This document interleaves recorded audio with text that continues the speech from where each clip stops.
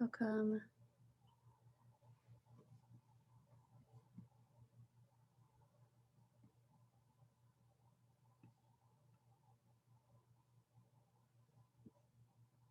Hello. Well, I have waiting room on, but you just showed up.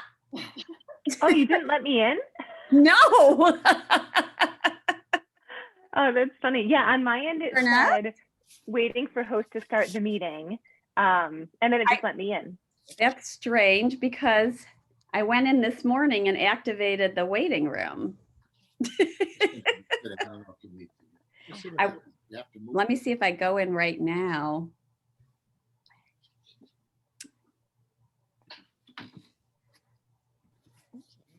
Yeah, I bet you could. You think I can go in? Well, I mean, that's what let's see. I'm looking at meetings.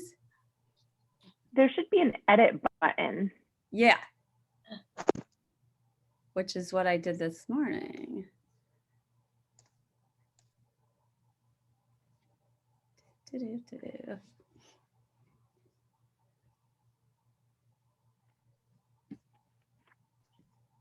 It's not letting me hit edit. Oh, I wonder if you can only edit it Before it starts? Before, yeah. That makes sense, but I don't understand why the waiting room is checked off. Oh, weird. But look it, everybody's coming. Hi, everyone. I forgot to grab my water. 1 second. Okay, good idea.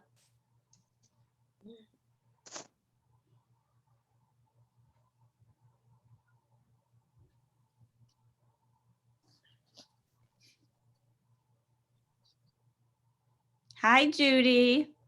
I see your message.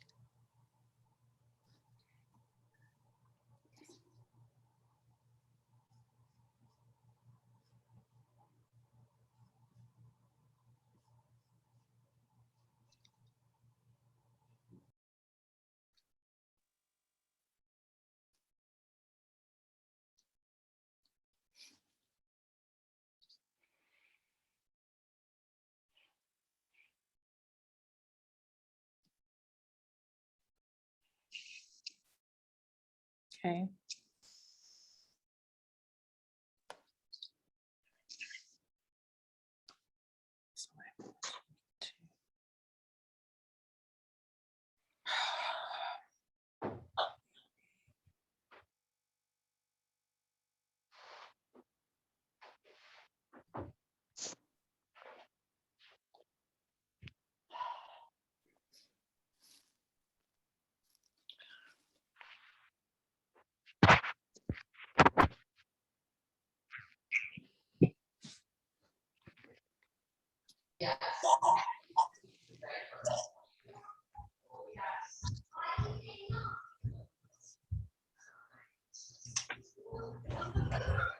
I'm kind of early, so I don't know if anybody's going to be here or not.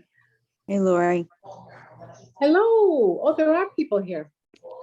Let's see. I think you're having a little bit of a technical difficulty, Oh, okay. I think. Look how pretty you look in your orange. Me? I'm wearing You. orange. It must be. Thank you. Thank you. I like it.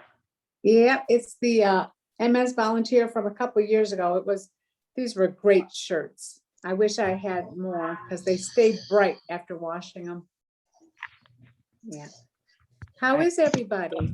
I'm gonna mute myself because I gotta do something. Yeah, I'm going to do that too in a minute, I think. I see Sandy. Who else do I see? Tracy's here.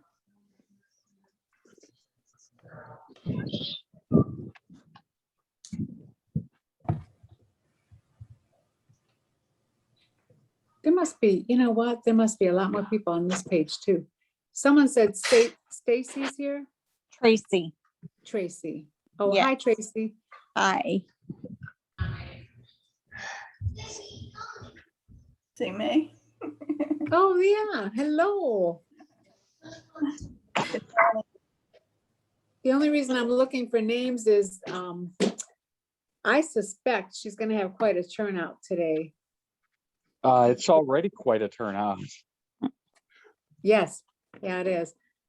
Yeah. How you doing, Pat? I am good. How you doing? Good, good.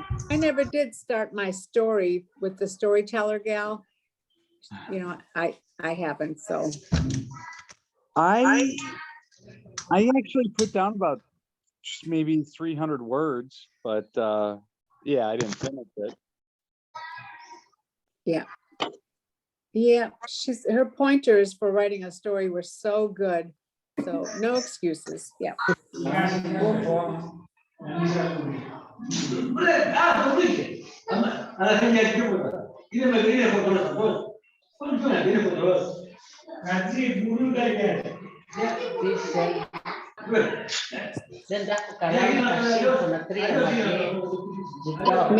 Maybe we should all mute ourselves.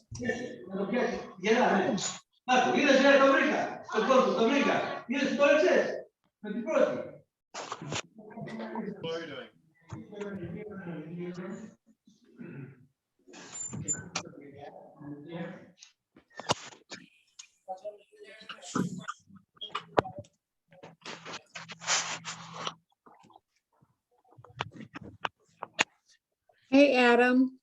Hey, how are you? Okay, sorry for leaving the meeting so soon. Did you guys play a Jeopardy? We did. It was great. What was the subject? Was there a theme? No, it was just random stuff, but it was pretty good. Oh, Where good. is that through? Great job. Yeah. Yeah.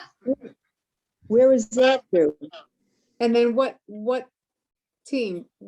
Team one. Adam, what- won. Oh, see, if I'd have stayed, I know I would have won. So I just wanted to give you guys a break. It was a route. It was like 8,000 to 2,000. Oh, my goodness. Yeah. What was Well- it through? Oh, we did a Zoom, kind of a support group Zoom. And I can say this now, and I know it's gonna sound rude, and we had a woman that came in and she couldn't do video chat, but we'll call her Mary. And she just sucked the air right out of the room. And I never know how to handle that. I never know how to tamper that down without being rude. So, Could So you are pick we a different name than Mary? Hi, Adam. Hi, how are you? Good, thank yeah. you. But I don't know how to handle it. And I don't know. So the whole mood of the room changed when she starts up. That's not Scared you uncommon. off. I mean, we've had that happen before in our support group. Yeah. So how do I tap into that trivia thing? That sounds awesome. Oh, yeah, that's on Friday nights. And that is almost every Friday. And I know anyone who is interested, I'd be happy to send a link. It's 7 p.m. Eastern Standard Time. So, and it's a great group. I It's would just like to do something. that. I might actually know a thing or two. It's gems. Yeah, I'm always surprised at how smart I'm really not. Too. Or do you want the speaker version? Yeah, they can't remember. It's on it, so this is fine. Okay, well, I will keep that in mind. Sandy, I have your email and anybody else that would be interested. I don't know how to work that out, but I'll have Mindy put the word out because Okay. Zoom covers everything. We have a gal from New Hampshire that joined our group, so. He's right there. There's Gene. Hi, Gene. Yeah, hi. It's a great group, actually. Very warm and friendly. Yeah. Oh, good. I Yeah. know initially you felt like maybe you were intruding on a Fresh party, house party. so, Yeah. yeah, but you blended right, everybody blends in. So, I like Best on chicken. Can I Going ask? on, Pat? How are you? Hey, Adam. I'm surviving. Good. About to take this outside. Yeah, it's nice out there. Not that warm. Can I ask a Sorry. question? sure. Am I in the right group? Oh, we're in Zoom waiting for Mindy, and I don't know. Then I'm in the right group. Okay. Yeah, we're just all like yoga people, so we're used to seeing each other all the time. I'm a yoga person too, but I've never met you. Oh, okay. So we don't all know each other. Oh, that's right. We all do yoga on different days. And some of you people, listen to me. Some people here, this may be your first time doing a Zoom with a guest speaker or doing a Zoom with Mindy. So, Yeah, I used to work at Karma and I saw Mindy all the time. oh, yeah. But What's your name? my name's Holly. It's not showing up. No, you show Coon Girl. Wrong girl. Goon girl. I don't have my Gone girl, glasses Lori. on. Gone I don't have girl. my glasses on. Well, there's nothing wrong with a coon girl, even though like people hunt raccoons. Well, not around my place, it's- but we do no, it have says- no, So I play is the this- gong. I play the gong. That's Oh, why you it's do? yeah. Oh, wow. Yeah. That's really cool. And how big is the gong that you play? Hello. I have 6 of them.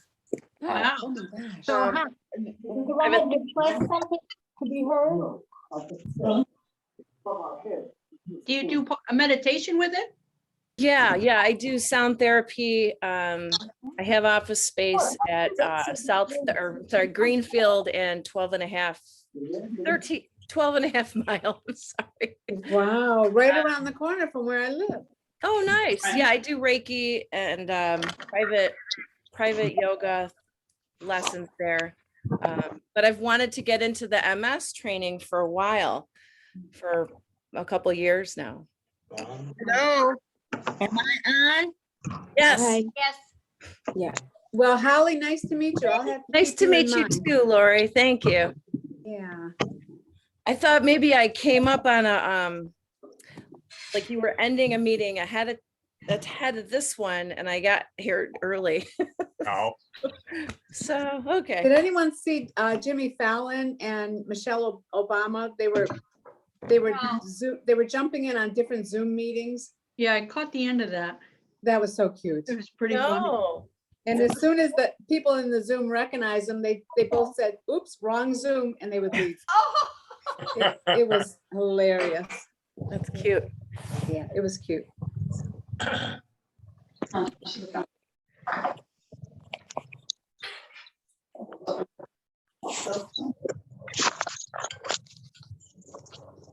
So everybody's Zoom setup is nice. Oh, I'm in the kitchen today. Now, let me ask before anybody else gets on here, are we supposed to be doing physical therapy? That's Or what are we here to listen? I think a little bit of both. I think she might Yeah. show us some moves and stuff like that, but I think it's more of a chat at first, and then I think she might show us some stuff. Yeah. Yeah, I she think didn't so talk about too. the mat, so I wasn't sure. Yeah. Because I have all my my equipment, just in case. I guess I should bring mine over too. I'm in a whole different part of the house. Oh, well, we'll see. We're gonna need like adaptive props. You think? I'm not sure, to be honest. I know that's mainly for like the yoga stuff, but for the therapy aspect, I'm not sure. I think she's gonna incorporate PT and yoga, Adam. Okay, I guess we'll see then. Okay. We I gotta can't go I wait. guess. Be ready for anything. Yeah, Okay, I want to ask one more time. Can anybody out there hear me? Yeah. yeah. Oh, okay. I wasn't sure. I'm not a Zoomer, so this is all new for me. Oh, You're good. You're doing Well, Yeah. you're coming up as Earl Brown. Oh, my goodness. Well, this is Pamela Brown. You know, Pamela? our internet went down in the house, so I'm on his phone. Yes. Now, is that your husband or your son or your boyfriend? Or? Oh, well, my husband boyfriend, we'll say slash. Okay, That's my husband. well, you just use his Zoom all you want. Sounds like it doesn't matter. Dave? I think on Instagram, Gretchen does most of her exercises with no equipment. So I'm assuming we probably don't need any. That's good to know.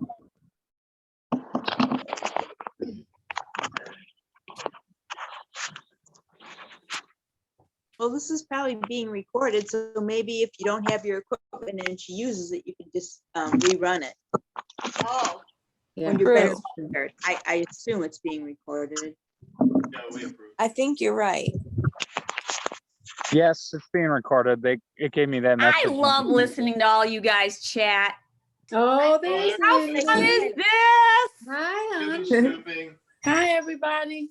Welcome. It's so good to see all of you. Where did Hi. Gretchen go?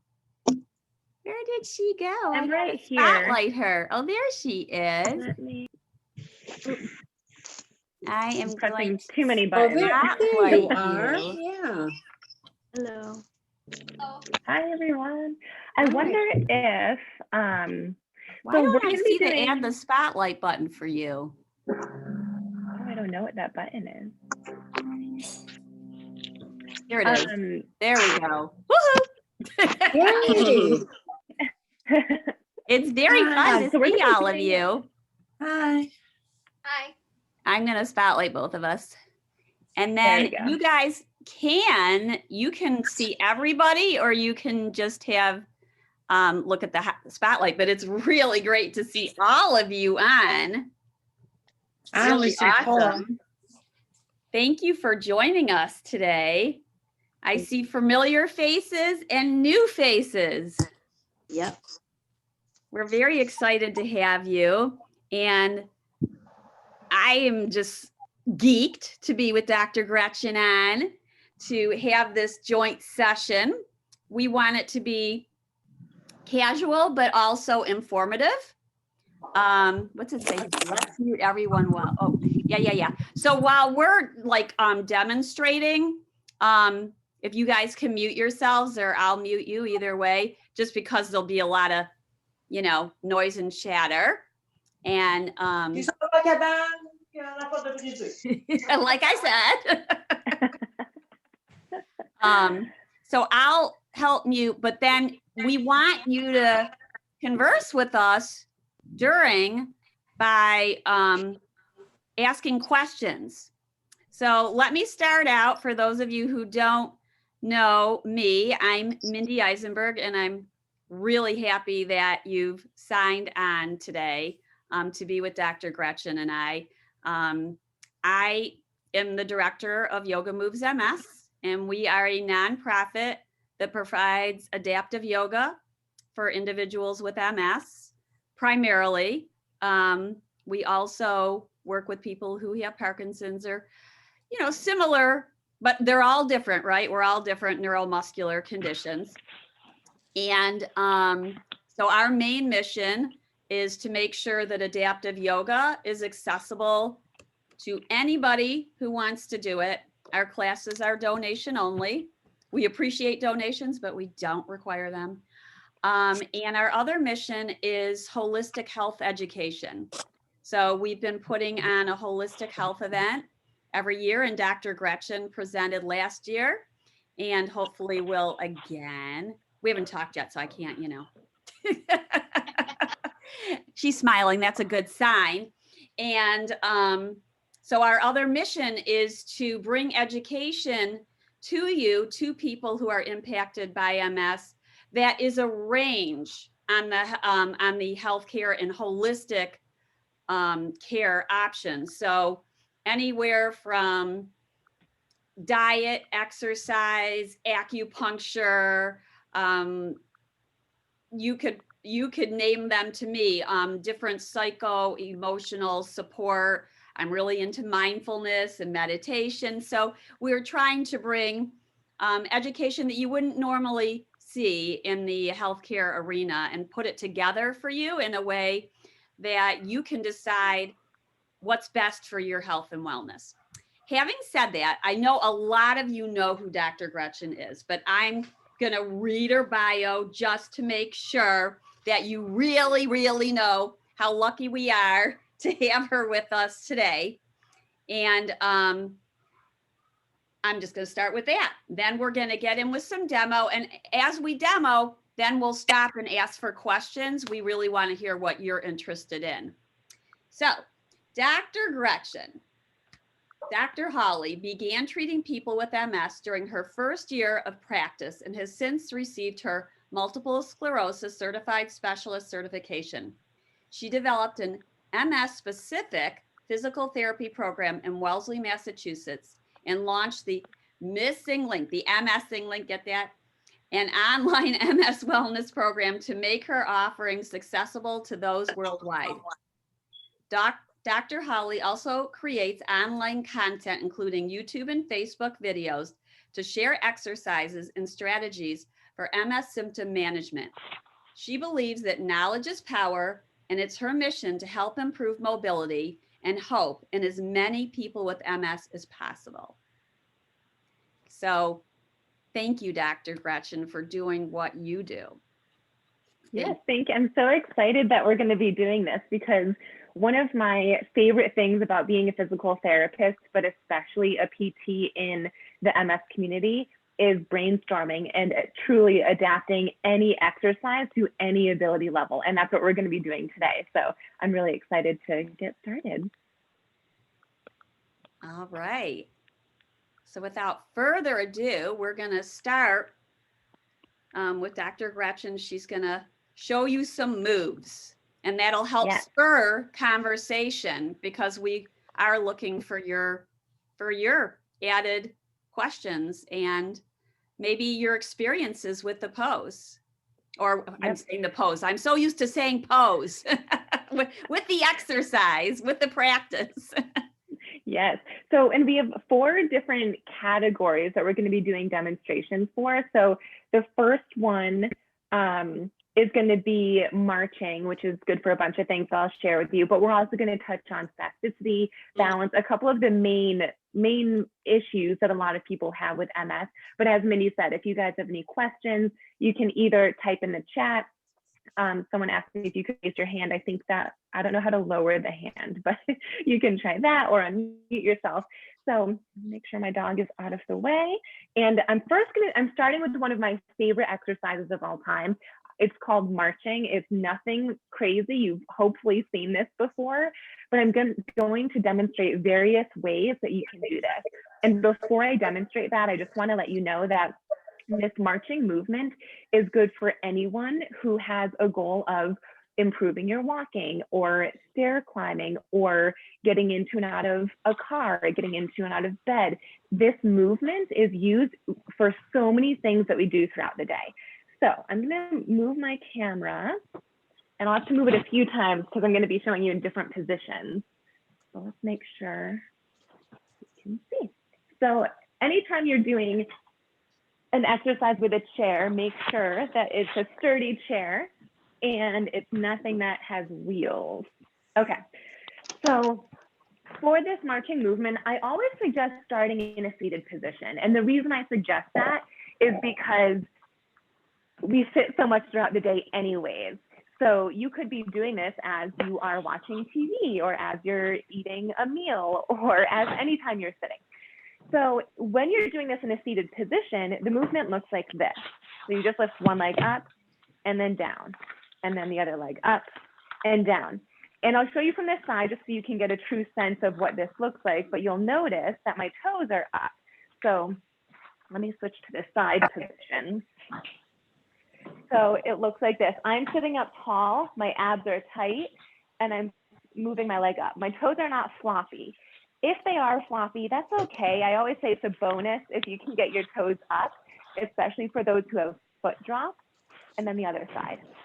And I want to point out right away, it is completely normal for one to not be as strong as the other.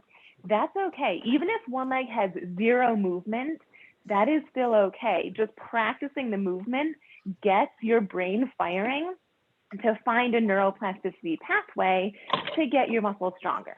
So I could go on for about an hour about that. So this is option number 1. And if this is too challenging, there's so many ways that we can modify this. I'm going to show you what those are. First, you can lean back. And again, this is really important to make sure you don't have a wheeled chair, but lean back. Now your hips are coming from a more extended position. I'm hearing someone, can we mute someone?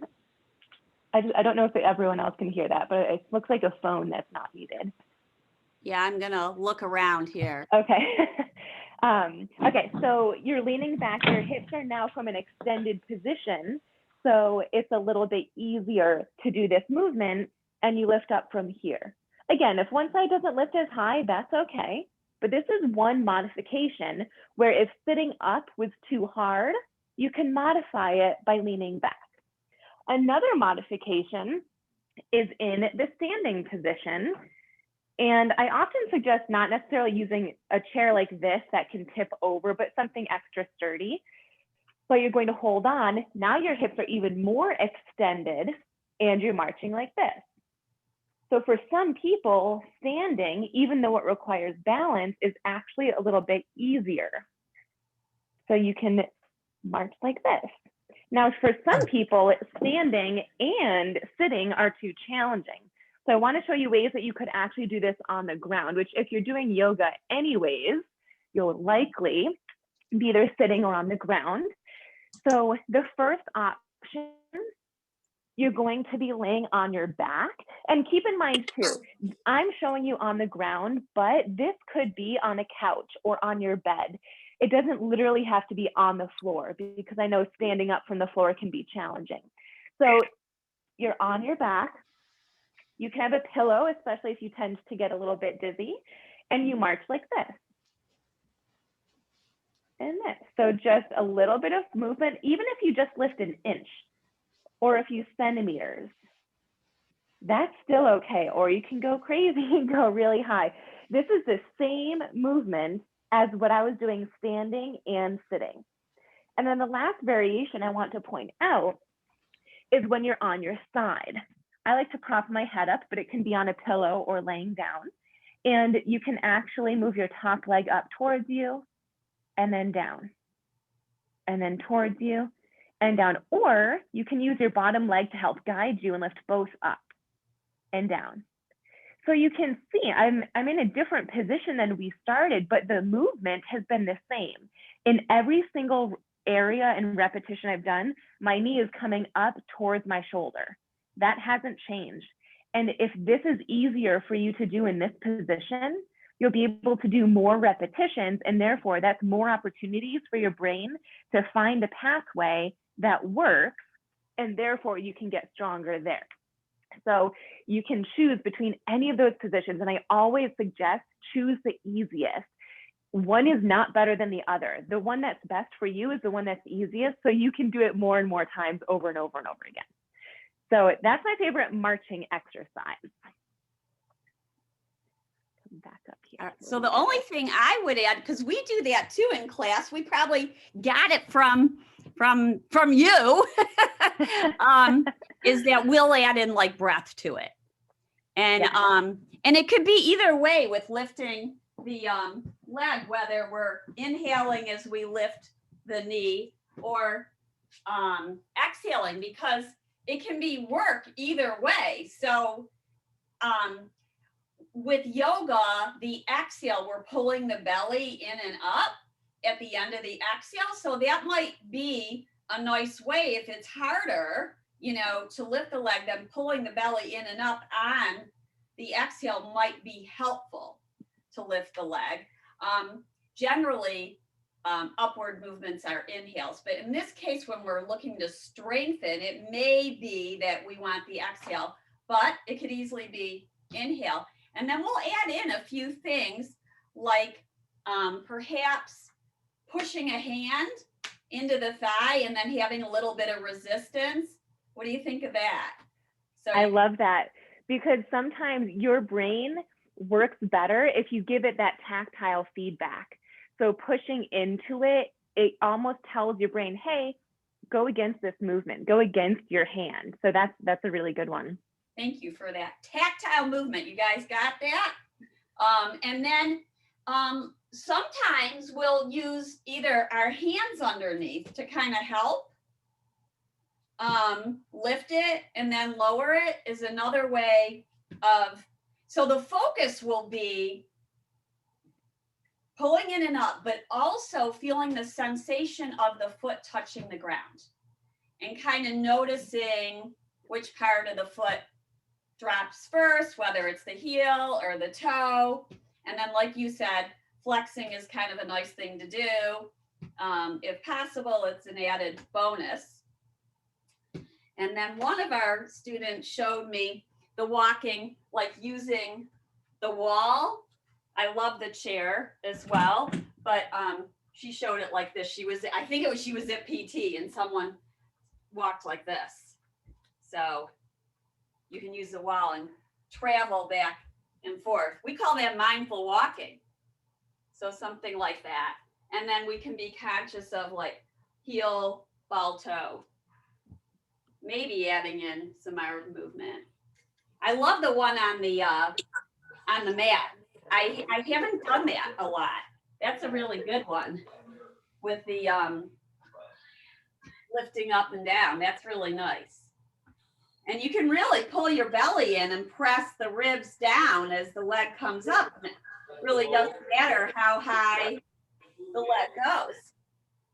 Absolutely. And I love what you're mentioning too in adding the breathing as well as using your core muscles, because a lot of the times when there is weakness, like hip flexor weakness for this specific exercise, using your abs can improve your strength. It gives you almost like a compensatory muscle that you can be using.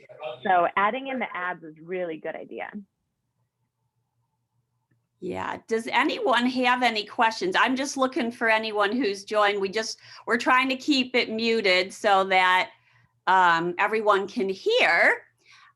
But now, if someone has a question, I'm awake. we're gonna mute. Does anyone have any question about what Dr. Gretchen presented? Mindy, this is Michelle. Why is the hip flexor such an issue with MS? You want to address that, Dr. Gretchen?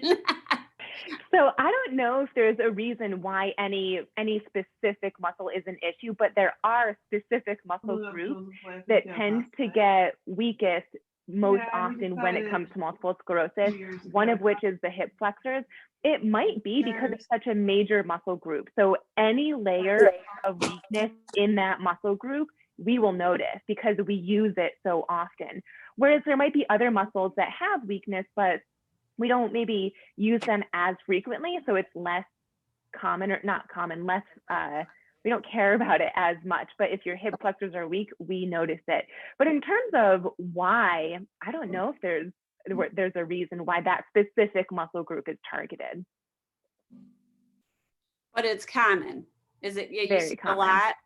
Yeah, the others are, so the ones that I see most often and I work with my clients on is the hip flexors, which is like the marching exercise we just did, the knee flexors, so bending the knee, and then ankle dorsiflexors, which is lifting the ankle up. So if you have foot drop, that's the muscle group that's weak. So those are there's lots, but those are the most common. And so this exercise addresses that. Yes, and I could talk extensively about this, but I'll refrain. There's different strategies. So if you have weakness, one goal is to strengthen the weak muscle. Another goal is to compensate with other muscles that are strong.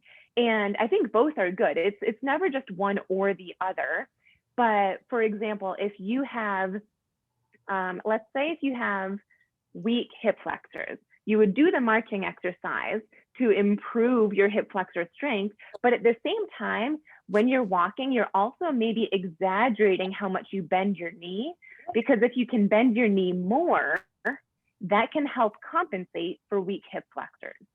So it's two different muscle groups, different joints, but we'd focus on both of them. So bending the knee, which muscle is used for that? A few, but mostly the hamstrings. The hamstrings. And so is that an issue of strength or is that an issue of possibly spasticity? to stretch it out to get the knee to help the knee to bend? Yeah, good question. So it's hard to say. It could be one or it could be both. So if it's both, it could be weakness of the hamstring as well as tightness or tone or spasticity of the quads, which are on the front of the thigh. So if there's weakness involved and spasticity, you want to do stretching and strengthening, not just the strengthening component. So someone asked, Jean asked, how can you suggest how many to do? So this is a question I get all the time, and I realize people like having numbers, but when it comes to MS, so I will give you a number, but when it comes to MS, the quality is so much more important than the quantity. So Yeah. I never tell my clients, do 10 times 3 sets, or I never say like to do a specific repetition or a set, because if you do that, half of those might be bad quality. And if that's true, you're training your brain to do bad quality over and over and over again, which of course is not what we want. So the number that I give people, because I've been asked this enough times where someone's just like, tell me a number. So the number that I say is 30. Shoot for 30 perfect repetitions, or as close to perfect as you can get.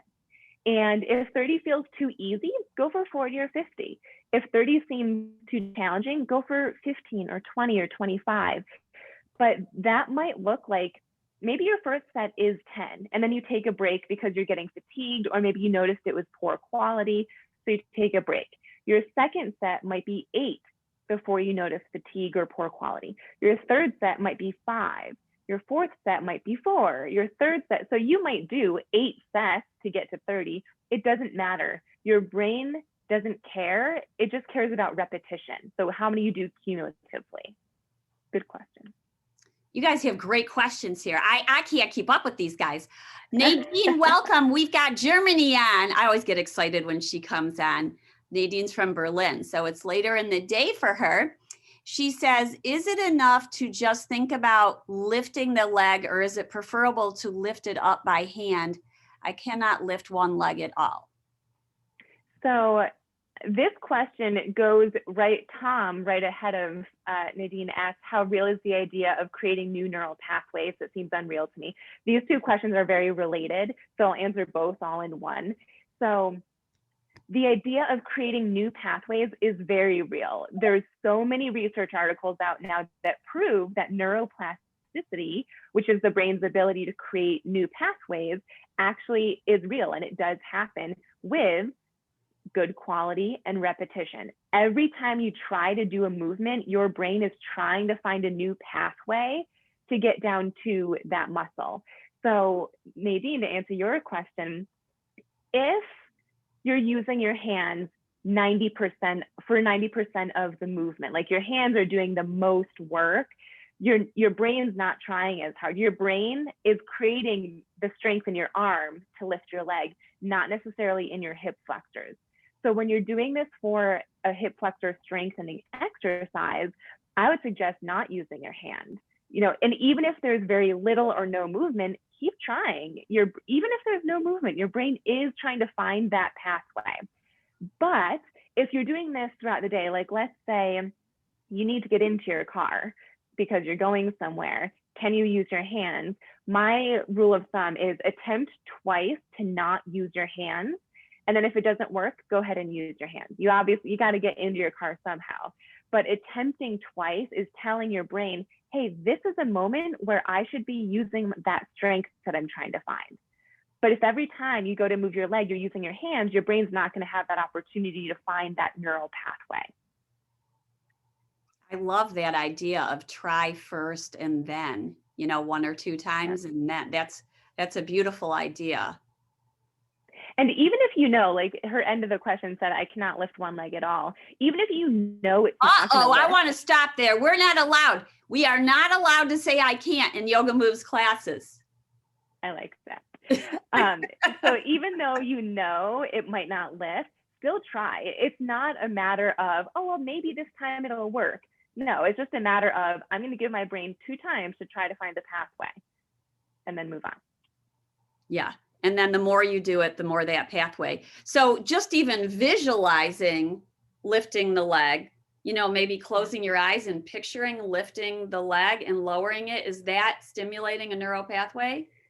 Yes, and one thing too, one way, let me back up here, that you can tell if your leg doesn't move at all, there is a strategy you can use to tell if there is a neural pathway there at all or not. So what you want to do is use like 1 or 2 fingers and press, not in our hip crease, but right before it, down towards the knee. Press down as you attempt to lift your leg. And even if there's no movement, sometimes you can feel those muscles popping into your fingers. And so then you know that there's already a pathway there? Yes. And therefore, the pathway is there. It just has to get stronger. It's not that the muscle needs to get stronger yet. The pathway needs to get stronger. So practicing over and over and over again can help you with that. That's pretty cool. Yeah. Very cool. So you can test it yourself. I know a lot of times in class, we'll tell students that we see movement or we can tell that they're using their muscles and they don't believe us. So I like that idea. That happens to me too. And I'll have a client in front of me doing movement. I'm like, good job. And they're like, what are you talking about? It's not moving or it's not happening. I'm like, no, I see it. It is. So. Anita asked about adding shoulder movement to the knee lifts. I'm not sure what she means because swinging, is that what you mean, Anita? Yeah, that's how I would interpret that question. Okay. No, I was thinking in terms of, all right, so as you step off to walk, your opposite shoulder begins to, you've got some torso rotation happening. So if you take and dip your shoulder in as you lift, you're getting a little bit of rotation and it sort of enhances the movement of walking a little bit. And it doesn't even have to be a lot. It could just be a little dip to direct the cross, and then you've got cross body movement as well. Yeah, and I think that brings the coordination into the question too, which coordination is a completely separate thing, and there's other exercises you can do for that, but I would consider that a coordination exercise as well, like doing the opposite shoulder at the same time as the opposite knee, because when you're walking, it's opposites. It's left leg, right arm, and vice versa. So that's kind of prepping your brain for that movement. So I like that. That's an awesome idea. See, this is what we mean about brainstorming. Yeah, and just on the back, reclining those knee lifts.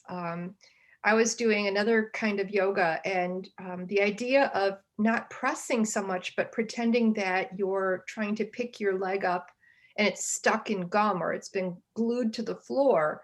And then you feel that activation happen, whether or not you're really lifting. You feel it in your core, you feel it in your hip flexors. So there's a lot of awareness building. I love that. And I'm glad you mentioned that too, because there's different strategies work for different people. So if you're trying to do that exercise, try exactly what Anita just said. Try picturing your foot is stuck in gum and lift it up. If that doesn't work, I've had a client say that what helped her was picturing balloons, like heavy balloons, or not heavy, balloons that'll lift your legs up as if your legs don't weigh anything. And as you go to lift, that balloon helps your leg lift.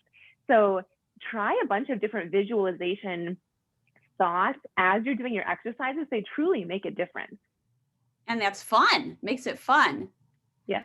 Let's see, we have a question. If you have knee bone-on-bone arthritis, would doing these exercises be okay to do, or should you fix the knee and then exercise? Oh, I love that question, because that is unfortunately very common, where, I mean, the idea that people with MS are only struggling with the MS is just so crazy. There's other things that our bodies go through. It's never just one thing. It's also orthopedic conditions as well. So marching should be okay for someone with bone-on-bone arthritis. Did they say the knee? Yeah, I'm assuming that's for the knee, because your knee's not moving. However, for things like straightening your knee and bending your knee, straighten and bend, that is probably going to bother a knee that has bone on bone arthritis. So instead, just holding the knee out. Or another exercise that I sometimes like to do is squats, because that'll help you stand up, but I would suggest a squat hold. So you hold the position. It's not a bunch of repetitions of up and down of that knee moving. That's going to bother someone with arthritis. But a hold usually doesn't bother it as much. So there are different strategies where you can still exercise, even if that is an issue. Can you demonstrate what you mean by a squat? I just want to see. Of course. Because the yoga squat might be different than the physical therapy squat. I'm just curious. Yeah, absolutely.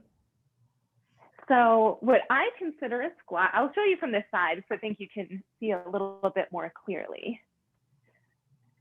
So the way that I think everyone should squat is you starting off in a standing position, your butt goes back first and your shoulders stay forward. If they don't stay forward, that's when you go to sit down, you're going to plop back. So for safety reasons, shoulders stay forward, and then you just, standing too close to the chair, bend your knees as low as you can go comfortably. And maybe you stop here and then you stand up. Or maybe you go all the way down to your chair and then up. Or maybe, so the distance doesn't really matter, but it's hinge your hips, abs are tight, and you just bend your knees from here. Back is flat, you're not rounding at all. But doing this over and over again, for some, my knees are bending and then straightening, that's going to bother someone who has arthritis in their knees. So I always suggest a squat hold. So go a distance that you feel like you could stay. It's not going to kill you to just stay here for a bit and just stay. And maybe you stay for 20 seconds or 30 seconds or a minute versus a bunch, and I'm going fast now just to demonstrate, but versus a bunch of bending and straightening. That reminds me of chair pose. So with chair pose, I'd love to know how you would instruct someone and demonstrate that. Okay, so we got lots of yogis who know this pose. I love how you said hold it a minute. I think they turn off Zoom if I had them hold it a minute. I recently did an exercise challenge with some friends, and it was a squat hold. And in my mind, I'm like, okay, I can probably do this for about 2 minutes. I think I got to 50 seconds and I was like, my legs were shaking. I had to stop very quickly. Yeah, it's building up strength. It's important to do every day though, to build these quads. So it's similar. We might start, sometimes we start from standing and sometimes we start from seated, depending upon, if someone's feeling like standing or they'd rather start seated, and we'll mix it up. And we'll tell people to just rock forward and back at first, and then get a little bit of rhythm and just kind of feel the sensation of rocking forward and back. Definitely what you said, keeping the shoulders on the back. And then we might say, come up for like a breath and inhale, hold it, exhale, slowly lower down so we're not banging down. And we'll play with how long we hold it. We'll play with where we take our arms, whether they're forward, butt is always back. When in doubt, stick your butt out. And we might play with swinging the arms forward and back. I always love it back because you can feel your shoulder blades on your back, and maybe pretend you're holding a beach ball back there. And then we will slowly lower down. We use yoga props to put in between the thighs and come towards the edge of the seat. And maybe play this way so you're hugging your inner thighs into the block. We find this helps balance. And you can also start from standing and then slowly lower it down. And so this will help. You know how sometimes knees come inwards? So it helps the knees stay forward over the middle toes. And another idea that we use, and sometimes we do these in combination, is to put a strap around the thighs. Takes a little bit more time. But we put it around the thighs, and that way we're pressing out into the strap. Sometimes we do both, block and strap. So this is getting at working to press outward the other way, we're hugging the inner thighs in. Now we're doing the outer, and same thing. And then we can play with how long we hold it.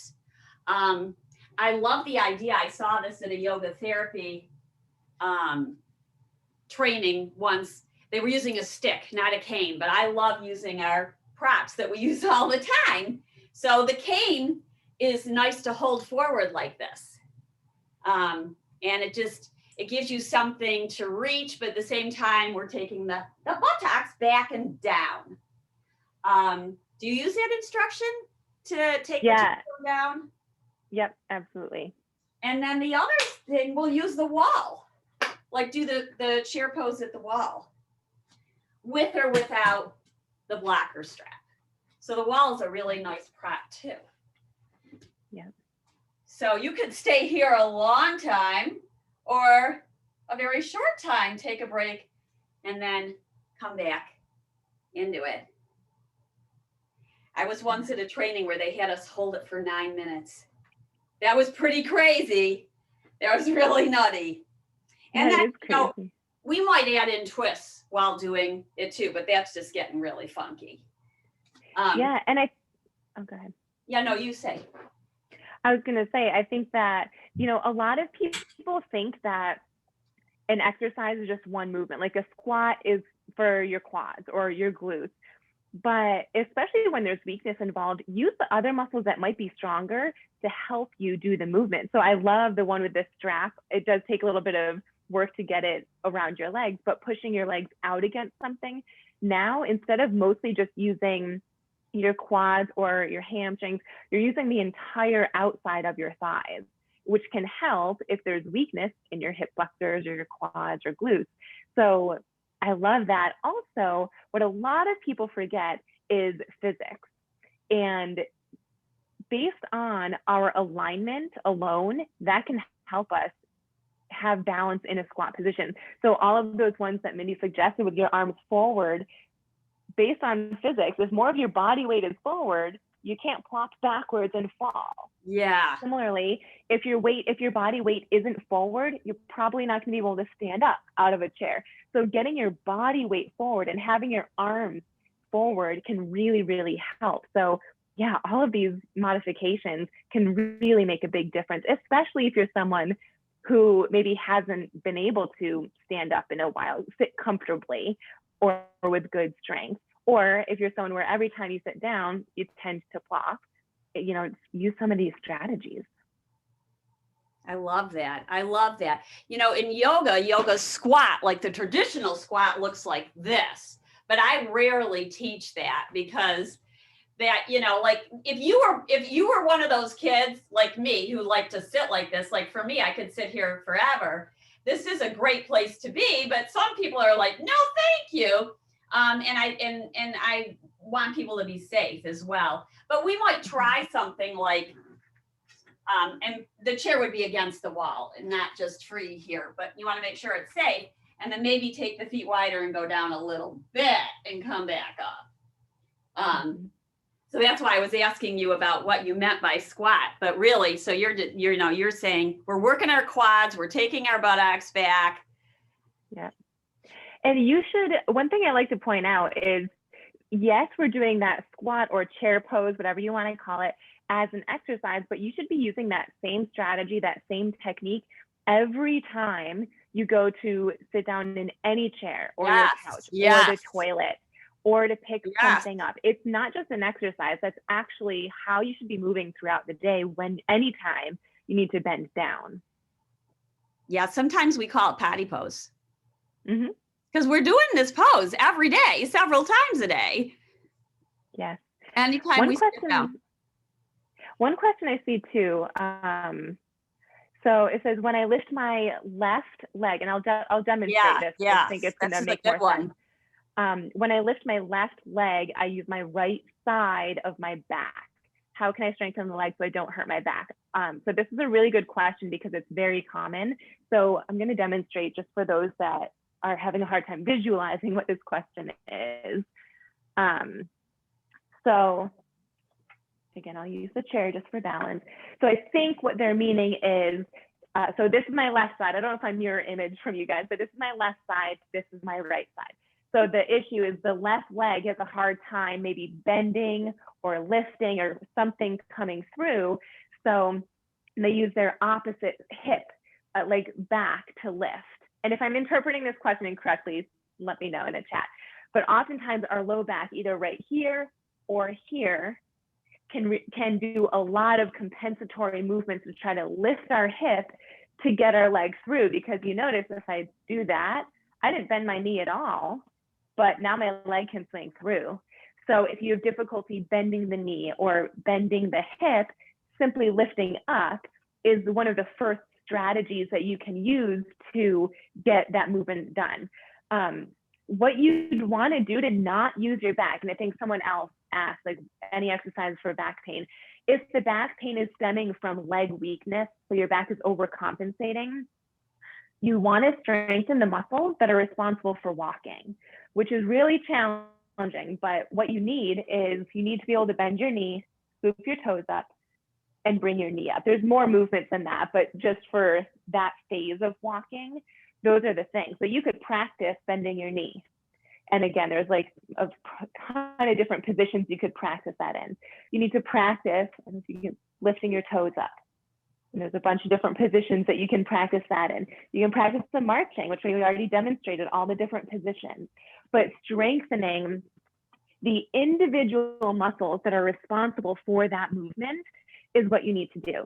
And I think that a lot of people overlook that. A lot of people just think, okay, my walking isn't great, I'm going to practice walking. And yes, you should practice walking, but break down the movements that are required for walking and see which ones, and maybe it's one or several, which ones are the most challenging. That's what you need to practice as your exercise, because that's what's causing these other muscles to overcompensate in the difficulty walking. And it might even be balance. Maybe your strength is decent, but it's the balance that's throwing you off. That is an excellent idea to really divide it up.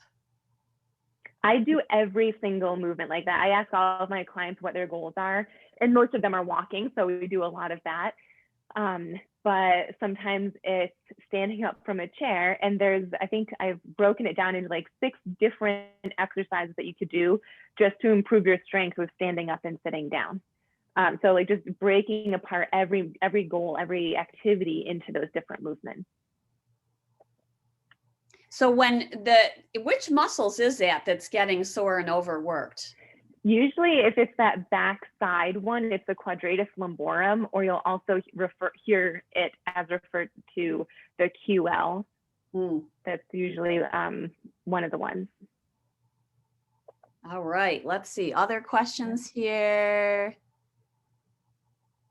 I have clients who can not raise their legs. I have them keep their toes on the ground and raise their knees with toes on the ground, raising the heels. That's cool.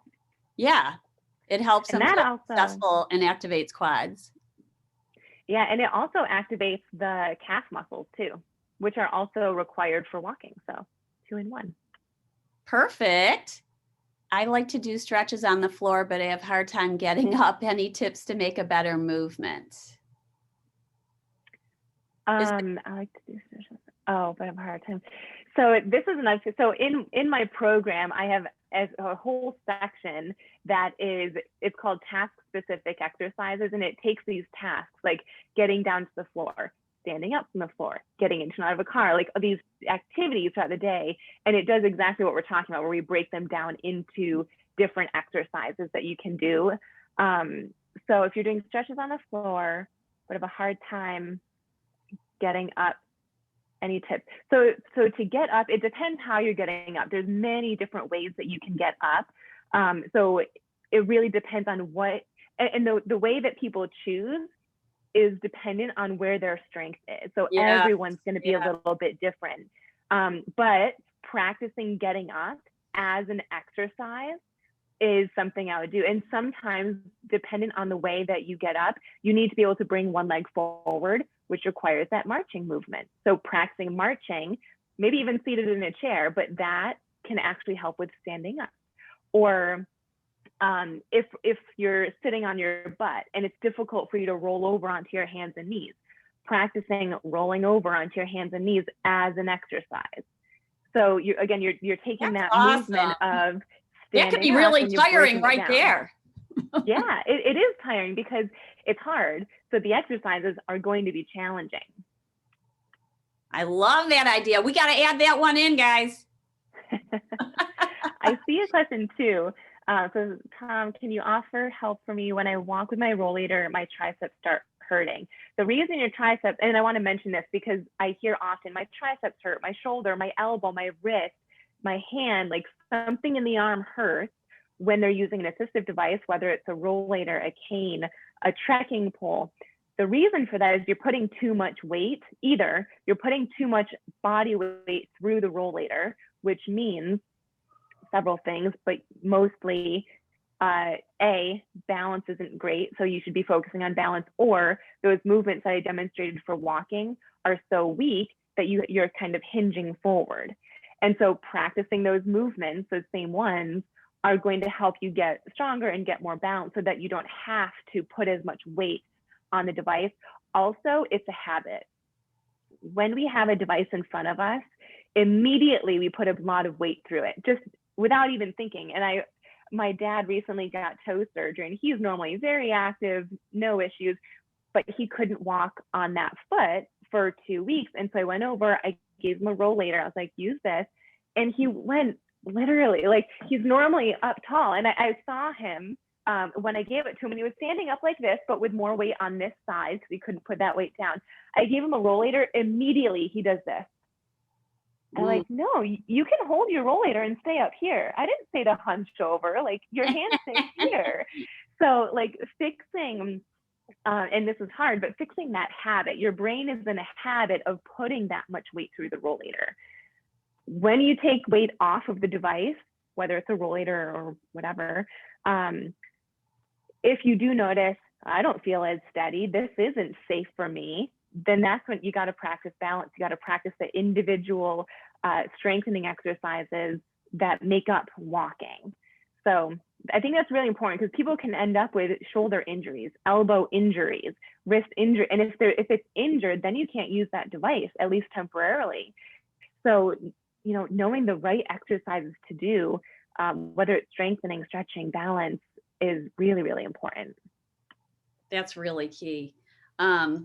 Let's see, there's another question, then maybe we'll go over balance a little bit since you were just talking about that. Marcia says, can you use your strap under your foot to help with raising your leg while in the chair? Use your strap under your foot. Yes, I have my answer, and Mindy might respond differently, but my answer would be yes. And oftentimes, if it's a resistance band, so not necessarily one of the yoga straps that's not stretchy, if it's a resistance band, I will actually sometimes have people use the resistance band for their first set and then get rid of it, and your leg will actually move better because it had that assistance. Now it knows what your brain wants it to do. So sometimes I'll use that strategy. So the resistance band, can you explain why that is? Yeah, so it's the same thing. Like sometimes your leg won't move that well, but if you have assistance of any kind, whether it's a resistance band or if I was there helping you lift for your first 10 repetitions, whatever it is, if you have that assistance, you're getting that feedback loop. So your brain says, lift your leg, it travels down the neural pathway, but the leg doesn't actually lift. So it went there, but it didn't happen. So having that assistance means it went there and it worked and it's coming back up. So you're closing that feedback loop. So that's the power of having some type of assistance. Yeah, but so now you want it stretchy rather than firm like a yoga strap. Right. So if the person's referring to a yoga strap that's not stretchy, my answer would be the same as Nadine earlier of try it without, but then if you want to use it after the fact just to see if you can get some movement, go for it. And if when you're using the yoga strap, like a non-stretchy strap, if you're feeling it as an arm exercise, then consider that an arm exercise. Don't consider that a hip flexor exercise because you're not necessarily using your hip flexors, you're just using your arms. So you wouldn't want to cheat yourself by saying, I did my hip flexor exercise today, if that you really felt that in your arms because your hip flexor wasn't moving well. Thank you, Dr. Gretchen. And then one of your followers was telling Lauren how to get information about getting in and out of the tub. That you have that on your Instagram, so that's excellent. Let's go over some balance poses. So you have lots of little tricks on that Instagram. Like, you guys aren't on Instagram, you got to follow Dr. Gretchen because she's got little tricks and tips on there. Yeah, and there's so many tips and tricks to do just day-to-day things, as we've been talking about on this call. So, and I'll demonstrate a few different balance ones. This will help with, I think it was Lauren's question about getting out of the tub. It will help with walking. It will help with any time you feel off balance or balance is required. So anytime before I move my chair, to look back to make sure my dog isn't sitting right behind me. Don't move the chair. Make sure. Right. So, I'm sorry. So there's so many different positions. Again, balance is one of those things where people think, my balance isn't good, let me practice standing on 2 feet with my eyes closed. And that's a whole different story. That's helpful for other reasons. But when you think about walking, let's use walking, that's the best example. If I'm gonna move this over here. If I'm walking forward, I need to move my leg and those same movements that we talked about before, but all while this leg is moving forward, I'm standing on one leg, which means I need single leg balance.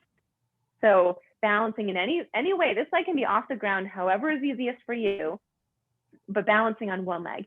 And even if you use an assistive device, if you use a rollator, a cane, trekking poles, that means that you never are truly on one leg because you have your assistive device, but the worse your balance is on one leg, the more weight you're going to put through your device. So you still need as best balance as you can on one leg, even if it's for 1 second or 2 seconds or 5 seconds.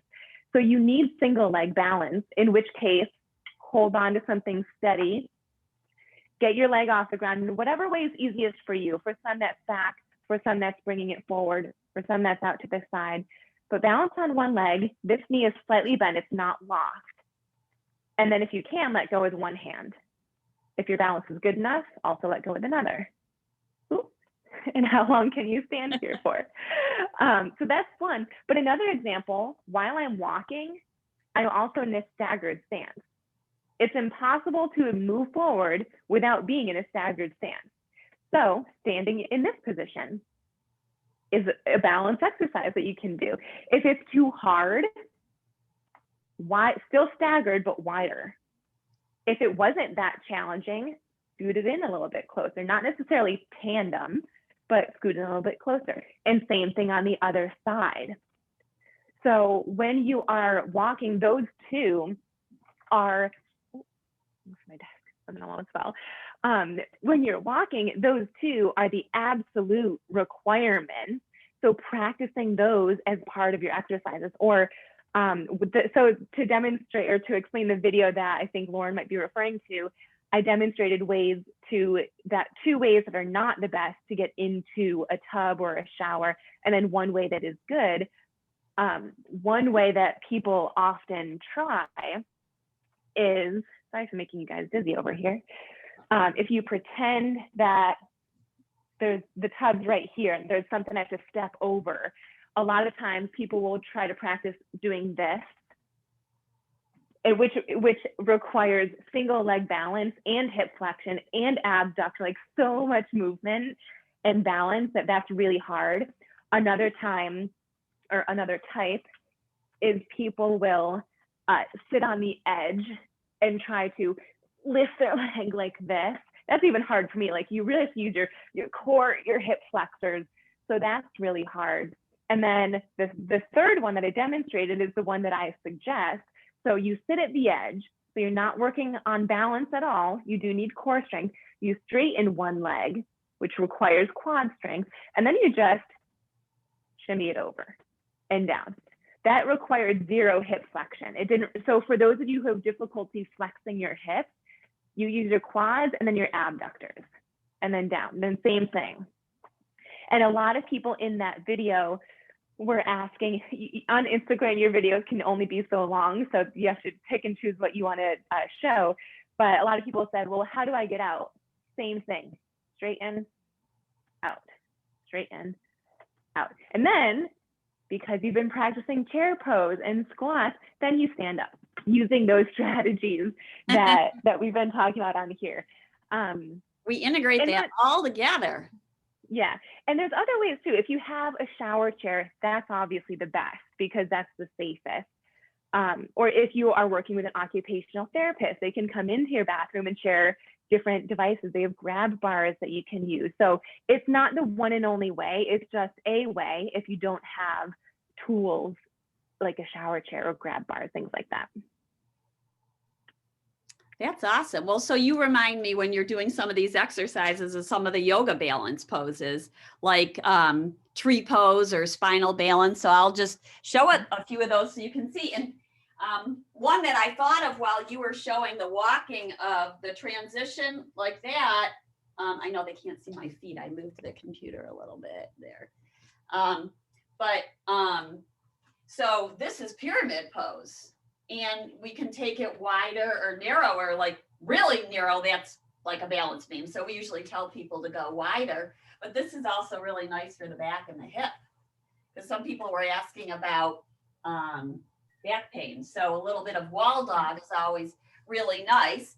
And then something like this we might play with for balance too, like just lifting, the toe may still be down.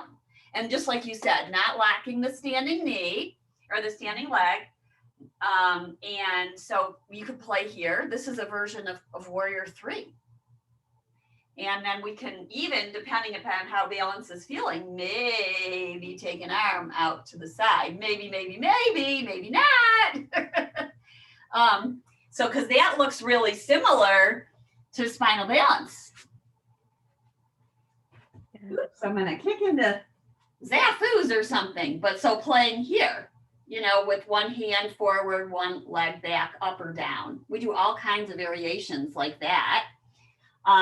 And we also there's so many different yoga poses that are balance poses, but tree pose is one that's pretty common that you guys have seen.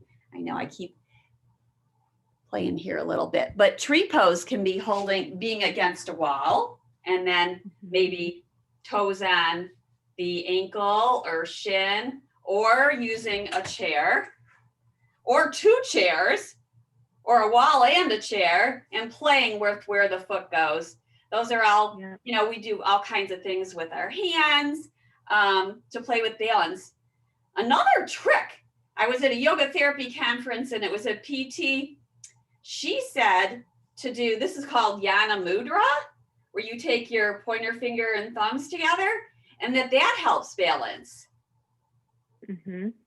Can you explain why that would be? Is that because the focus is? You know, I don't know if this is related or not, but one thing that I've learned, I don't know, it wasn't in PT school, but I learned that in order for our brain to have a better sense of safety, all it requires is one point of contact. Like if you have a table nearby that you're using for balance, just place one, don't put your whole hand on it, just one finger. So that, I don't know if that explains, like if you squeezing, your brain thinks that's a point of contact. It's very cool, you know, just using your hands in a certain, this is Hakini Mudra, and this is actually a balance mudra. You know, people do this when they do it instinctively, or even this when they're thinking, you know, but this can help balance, just playing around with something like this. And we tell people even seated that depending upon how they're feeling, this could be a balance pose to lift the leg like you were showing. So this is spinal balance in the chair. Absolutely. And another thing too, which I see we're running out of time, so I'll mention this quickly, but another thing that we didn't even touch on, in order to balance, you also need to, what I call weight shift. If you keep moving my dog, if you're practicing, if your goal, get this out of the way. is to balance on one leg. If I don't shift right now, ideally 50% of my weight is here and 50% is here. If I keep 50-50 and I lift this leg up to balance over here, I'm going to fall towards that side. Oops, now the other dog's barking. So That's okay. We know. They're our furry friends. If I want to balance here, I need to shift my weight over here. So for some people, just having like 90% of your weight on one side and 10% on the other, that's challenging enough. So before you even practice a balance pose or a tree pose, just practice shifting 90% of your weight over to one side. If that's too easy, go for 100%. If that's too hard, go for 60 or 70 or 80%.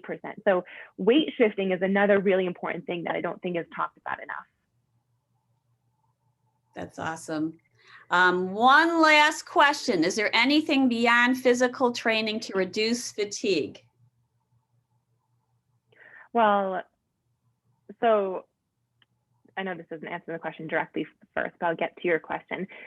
Exercise, research shows that to reduce fatigue, whether it's primary fatigue or secondary fatigue, low to moderate exercise is a good strategy, which sounds counterintuitive because a lot of people, when they're having those days or weeks, you feel like, how the heck am I supposed to exercise? I can't, I'm so fatigued.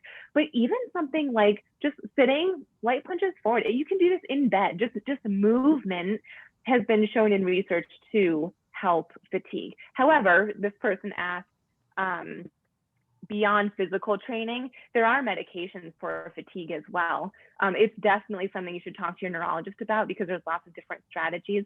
I don't know enough about acupuncture, if that helps with fatigue, or if there's other more like holistic for fatigue. Yeah, I mean, I always feel very recharged. I go regularly and you feel energy running through you more. I usually sleep better the night that I have it, or maybe even for that whole week.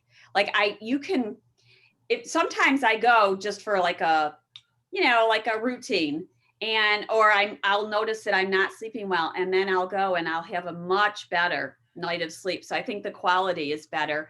And I have to add in that yoga is awesome for fatigue and meditation. Different breathing exercises are helpful to help us find that homeostasis or to help relax us so that we do sleep better. There's all kinds of restorative yoga. And my go-to is to put your feet up on the chair or up the wall. Candlestick pose. Yeah. I like that. Yeah, because that just really helps relax the nervous system. It can be a lot of work to get your feet up a wall. So if that's kind of daunting, even in bed, putting your feet up on the bedboard behind you or the wall behind you, if your bed is against a wall, is a nice way to go. But putting your feet up on a chair or a bunch of bolsters is super nice. There's all these great restorative poses. Spinal twist can be very energizing to do both ways and stay in it for a while. If you're doing it at home and you're in bed and you do a spinal twist, you stay there for a few minutes and then go to the other side. So restorative yoga can be a way to recharge as well. Yeah, that's good. There's so many, it's so cool, like brainstorming with other people because there's so many, and I run support groups as well. And I love, everyone just shares, what works for them. And it's things that you may not have thought of, and you can bring those to your neurologist and try that. Or if it's something like a pose, try that. There's so many different ways. Never think there's only one way to do something or one way to get stronger, one way to walk better, get your balance. There's lots of different ways that can be adapted to you and the day that you're having, whether it's a good day or a bad day. Yes. There's a question about what kind of breathing helps. So I definitely want to answer that. Breathing in general, a yoga breath, and there's a fantastic book out by James Nestor called Breathe. It came out during COVID and I was just in awe of this book. And he talks about the power of the breath, and just learning how to breathe in a functional way can change how we feel. So finding a complete breath, it's helpful to learn from a yoga teacher or someone who nose breathing well. But to practice that even a few minutes a day, and then it starts to become more of a habit. And it is something, even though breathing is involuntary, we actually can control it. The more we breathe in and out through our nose, he emphasizes this so much, and we know this from yogic breathing. Breathing in and out through the nose as opposed to breathing out through the mouth is so much more helpful for our energy level. Oh, I didn't know that. You got to read That's this book. cool. It's amazing. I'm But gonna I mean, I remember think that. it ties together a lot of what yogis have already known about the breath thousands of years ago, and we're catching up with them. It's incredible. It's incredible. He goes through a whole anthropological view and perspective on our facial structure. All different kinds of strategies for breathing are kind of summarized in there, but we practice that in yoga. It really is the first and foremost foundation. So important. If you do nothing else, practicing some good diaphragmatic, full, complete breaths in and out through the nose, that is extremely helpful. Yeah. So, Dr. Gretchen, we better tell them about our prize before we get off of here. Yes, it's James Nestor, and it's called Breathe. Good question. Is it breathe or breath? I think it's breathe, but you will find it because it's all over the internet. You will find it, or email me and I'll be happy to give you the link. Yeah, so we are actually doing two giveaways. So one of them is specifically for everyone who is on this call. So hopefully everyone has stayed around. So we'll share with you what that is. And then if you don't win, we're also doing another one over on social media on Instagram. So if you are on Instagram, you can feel free to enter that one. So Mindy, do you want to go over what the giveaway is? I absolutely do. So those of you who don't know our adaptive yoga cards, it comes in a deck, and I'm very proud because our students are all over these cards. So people with MS are all over them. And they're on the fronts and they're on the backs, and they're divided into standing, seated, and on the mat. So they're color coded. And so each pose has like one way to do it on the front, and then on the back has a few different other options depending upon how you're feeling that day, whether you want to go down on the mat or whether you want to stay in the chair. And it comes with a little wellness booklet that also describes the yogic breath. And it'll give you a few tips on how to choose which cards, a few different sequences for how you might develop a little practice for yourself at home. Awesome. Yeah. And I personally have those, and I love them because, again, every day is different. And so you can pick, and I would encourage you too, for if you already have them or if you're the winner, try a different one each day depending on how you're feeling. Don't always go for the same one. So that's going to be part of the giveaway. And then I am also adding on to that one complimentary month of the MSing link, which is my online MS wellness program. So that is the program that includes a whole bunch of videos and demonstrations on MS specific exercises for strengthening and balance and walking, and that category that I mentioned earlier with that task specific exercise where I demonstrate the different exercises and how to do the movement of getting down to the ground, standing up from the ground, getting into a car, getting in and out of bed. So all those different things. We also have guest speakers every month from other MS experts like neurologist. Mindy was on, she was one of our guest speakers. Research updates is just a whole holistic wellness program for people with MS. So we are going to pick a winner. Very exciting. Yes. So one of my amazing assistants is actually on this call, and she actually put everyone's name. So if you're on this call now, you were already entered, whether you knew it or not, to this giveaway. And so I'm going to announce our winner, who is on right now. So the winner is Mary Melaragni. I don't know if I'm butchering your last name. I apologize if I am. Yay, I see her waving her hand. Awesome, Mary. So you are our winner. Congratulations. If you didn't win and you want to get in again, find us on Instagram, and you can enter to win.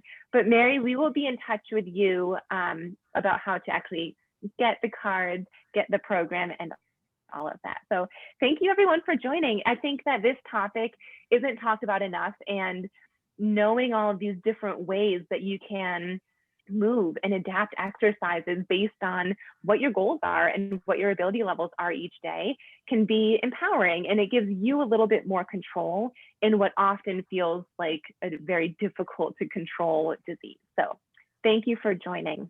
Thank you so much. We're so appreciative. Dr. Gretchen, thank you for agreeing to do this with me as part of our MS Awareness Month conversation series, and I'm kind of calling them Fireside Zoom chat series. It's very special to have you on for this amount of time to ask you questions like this. It's been really, really wonderful. So I'm so appreciative. At the end of a yoga session, we always say namaste. So namaste to all of you for joining us on this Saturday of MS Awareness Month, and much gratitude to all of you for joining us. Thank you so much. Take care, everyone. And we just have people too in the chat asking our Instagram name. So Mindy is at Yoga Moves MS, and mine is at Dr.Gretchen. So we will each have a post up. Mine's not up yet, but it will be posted with the giveaway. So that's where you can find us over there. All right. We look forward to announcing the next winner. Yeah. Bye, everyone. Thanks again. Bye-bye. Bye, everybody. Bye-bye. Thanks for coming. Thank you. Thank you. Thank you. Thank you. Thank you. It's great to see all of you. Bye. Thank you. Bye-bye.